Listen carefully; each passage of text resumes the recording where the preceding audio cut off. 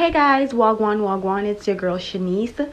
In this video I'm going to show you guys how to make a quick and easy creamy Cajun shrimp and spinach pasta.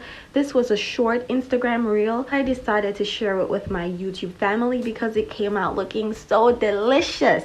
So let's jump right into it. So go ahead and cook your desired pasta al dente, just a little bit below what the box says. Then we're going to add a tablespoon of unsalted butter. Into that we're going to saute half of a small red onion and 3 cloves of garlic.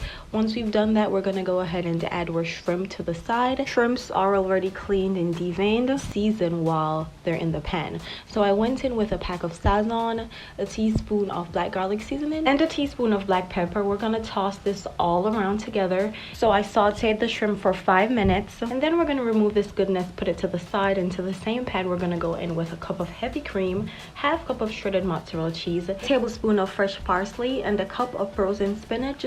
Fresher the better. We're going to season our sauce as well. I went in with some more black garlic and some more Sazon. I also added 2 teaspoons of Creole Seasoning, just a pinch of salt to taste. Mix that in really well on medium-high flame. Go ahead and add your shrimp, your pasta, mix that in really well. Allow all the flavors to come together on a low flame. Add some more cheese on top and enjoy.